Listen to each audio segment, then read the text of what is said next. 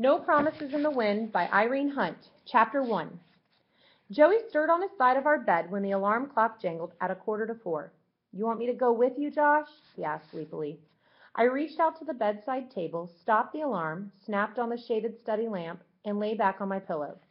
The chill of early October had sharpened during the night, and the discomfort of being cold together with too few hours of sleep made me irritable and moody. I didn't even feel particularly grateful to Joey for offering to go with me. In the first place, he wasn't a lot of help. And anyway, 3 hours of delivering papers in the dark city streets was too hard for him, though he'd never have admitted it. Joey had been frail since he was a baby, but he was tough. He'd have been up in a minute if I had said yes. I needed his help. As it was, I didn't answer his question, and he sighed deeply as he turned his face away from the light. I couldn't tell whether that sigh was one of relief at being able to go back to sleep or one of hurt at my rudeness. Ashamed, I got up and found an extra blanket, which I threw over him and tucked around his shoulders. I could sense his feeling of comfort as he curled up into a tight little spiral and snuggled down under the extra warmth. When I was dressed, I sat down in the big mohair chair beside the window, twisting my body to avoid the broken spring in the chair's back. Just 5 minutes, I told myself. Just 5 minutes to rest and get used to being awake.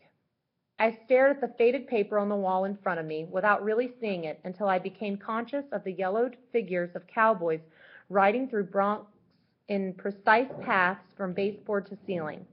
My mother had allowed me to select that paper 5 years before when I was no older than Joey, and I had held out for cowboys and Bronx, scorning my mom's preference for pots of flowers or bright-colored birds.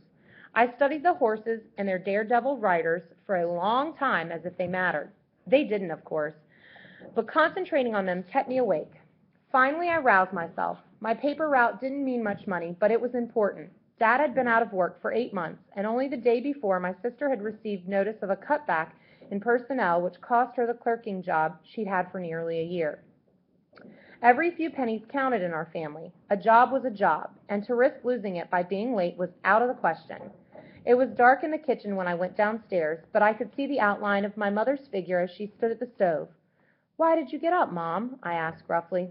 "I tell you over and over." She put her hand on my arm. "Hush, Josh. Let's not wake Dad.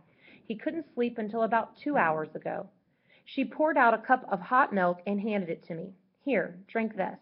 I'll have a little breakfast for you at 7. When she was not as tall as I was. She had to lift her face when she kissed my cheek. "I'm so proud that Miss Crown wants you to play for the school assembly next week. I'm very proud of you, Josh. I wish you could come and hear us. Howie and I are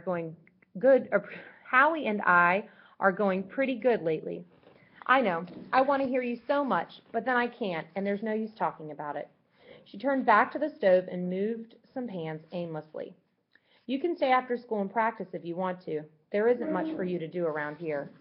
My mother ironed all day in the laundry a few blocks down the street. She shouldn't have been working like that. She played piano beautifully, and for a long time she had given lessons to children in our neighborhood, until recently when no one had money to pay for a luxury like music. She taught me for 7 years, up until I was 13, and we had to sell the piano at that time. Dad's work at the factory was cut to 3 days a week.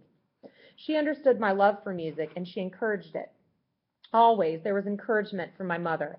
Now, Dad had mixed feelings about my playing. He loved music too, really. It was a common love of music that had drawn him and Mom together when she was a black-haired little Irish girl of 18, and he was a Polish widower almost twice her age. Dad's parents had been musicians in Poland, good ones too, but poor as far as money was concerned. There had been poverty in Dad's childhood, and he placed the blame for it upon a father who had never been able to leave his music for the toil of farm or mine or factory.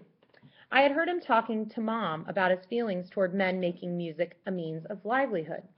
"These hands, Mary," he had said, spreading his own hands in front of her, "these are a man's hands. They've become calloused, and they've been split sometimes and bleeding, but they've never dulled over a keyboard while you and the children suffered." Mom came quickly to my defense. "Josh is a worker too, Stephen. A boy who has gone out to deliver papers on bitter winter mornings since he was 10 is no soft child. Your son is much like you. He respects hard work, but there's no reason why work must deny him the gift he has inherited from both of us.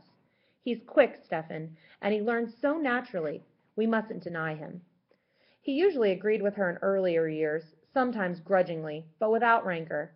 As times grew harder, though, and work became a matter of the highest importance in the minds of most people, Dad's impatience with my practicing became bitter. Sometimes it seemed to me that his impatience with my every act or word became bitter. The year 1932 was not a good one in which to be 15 years old and in close quarters with a hopeless father.